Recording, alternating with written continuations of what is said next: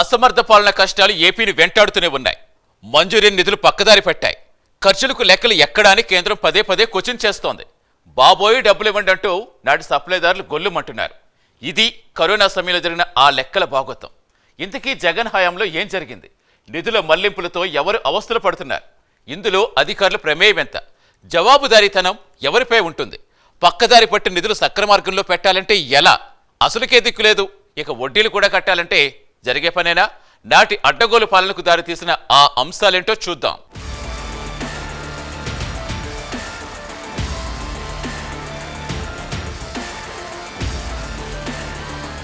Corona సమయంలో కేంద్ర ప్రభుత్వం రాష్ట్రాలకు నిధులు విడుదల చేసింది. అయితే ఆ నిధులకు రాష్ట్రం కూడా తన వాటా అంటే మ్యాచింగ్ గ్రాంట్ ఇవ్వాలన్న నిబంధన ఉంది.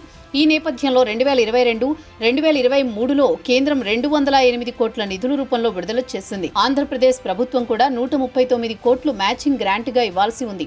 కానీ అప్పటి జగన్ ప్రభుత్వం అలసత్వం చేసిందని కేంద్రం ఆరోపిస్తోంది. గత ప్రభుత్వ హయాంలో కరోనాకు సంబంధించిన నిధుల్లో రాష్ట్రం తన వాటా ఇవ్వకపోవడం వల్ల కేంద్ర నిధులు నిర్దేశిత ప్రయోజనాలకు అవకాశం లేకుండా పోయింది. 2 ఏళ్లు గడిచినా మ్యాచింగ్ గ్రాంట్ విడుదల చేయకపోవడంతో ఆరోగ్య శాఖకు కేంద్రం ఘాటు లేఖ పంపింది. వడ్డీతో సహా 208 కోట్లు తిరిగి చెల్లించాలని పేర్కొనడంతో బిక్కముఖం వేయడం అధికారుల వంతైంది.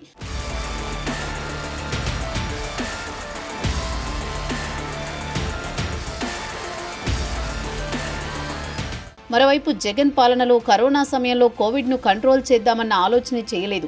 ఈ నిర్లక్ష్యమే రోగుల ప్రాణాలు పోయేలా చేసింది. కరోనా వైరస్ వ్యాప్తి సమయంలో ప్రజలకు అవసరమైన ఆరోగ్య రక్షణ పరీక్షల కోసం ఉపయోగించే వస్తువులను సరఫరాదారులు సప్లై చేశారు. అందులో ర్యాపిడ్ కిట్ల దగ్గర నుంచి గ్లౌస్, మాస్కులు, ఫేస్ షీల్డ్స్, గౌన్లు, శానిటైజర్లు, థర్మామీటర్లు, ఆక్సిజన్ మానిటర్లు ఉన్నాయి. వీటితో పాటు అత్యవసర ఔషధాలైన విటమిన్ సి, జింక్, పారాసిటమాల్, ఇతర సపోర్టివ్ మెడిసిన్లను అందించారు. అయితే నిధుల మళ్లింపుతో సప్లయర్లకు బిల్లుల సొమ్ము అందకుండా పోయింది. ఆత్మహత్యలు చేసుకునే స్థితికి కూడా కొందరు చేరుకున్నారు.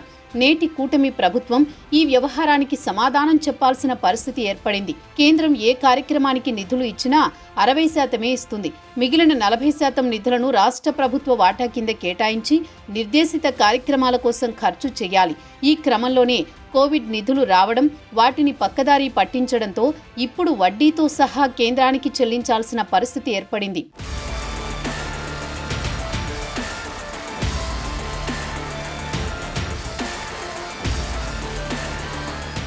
జగన్ హయాంలో కేంద్రం నుంచి వచ్చిన నిధులు మళ్లింపు అనే అంశం కొత్తేమీ కాదు. 2019-2024 మధ్య గత ప్రభుత్వం అనేక పథకాలకు సంబంధించిన నిధులను పక్కదారి మళ్లించినట్లు ఆరోపణలు ఉన్నాయి. గ్రామీణ అభివృద్ధి, ఉపాధి హామీ, పంచాయతీ నిధుల వంటి కేంద్ర స్కీములు కింద వచ్చిన నిధులను రాష్ట్ర ప్రభుత్వం ఇతర అవసరాలకు మళ్లించారు.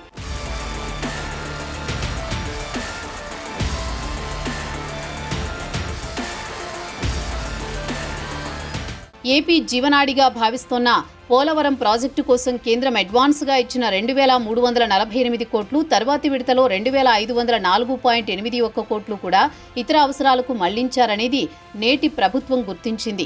14-15వ ఆర్థిక సంఘాల ద్వారా వచ్చిన నిధుల్లో సైతం సుమారు 700 కోట్లు విడుదల చేయలేదని సభాముఖంగా కూడా ప్రభుత్వం వెల్లడించింది. పోలవరం ప్రాజెక్టు ఆలస్యం వల్ల నిర్వాసితులకు పరిహారం, భూముల సేకరణ వంటి పనులు నిలిచిపోయాయి. డయాఫ్రమ్ వాల్ దెబ్బతినడం కూడా నిధులు పక్కదారి వల్లేనని నేటి ప్రభుత్వం గుర్తించింది. డీసిల్టింగ్ అనేది ప్రజా జీవనంలో చాలా ఇంపార్టెంట్. డ్యాంలు, కాలువలు, చెరువులు, నదులు, డ్రైనేజీ పూడికతీతలపై ప్రభుత్వాలు దృష్టి పెట్టాలి.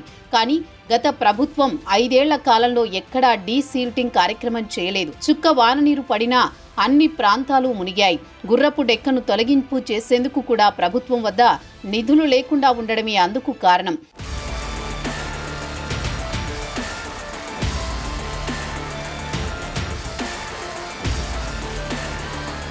కేంద్రం విడుదల చేసిన నిధులను ప్రత్యేక స్కీముల కోసం మాత్రమే వినియోగించాలి. వాటిని ఉద్యోగుల జీతాలు, ఇతర ప్రభుత్వ ఖర్చులకు మళ్లించడం నిబంధనలకు విరుద్ధం.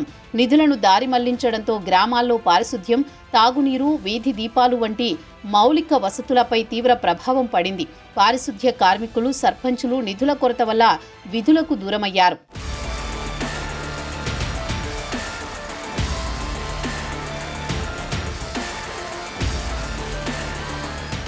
అభివృద్ధికి ఇటు కేంద్రం, అటు రాష్ట్రం ప్రజలకు 2 కళ్ళు లాంటివి.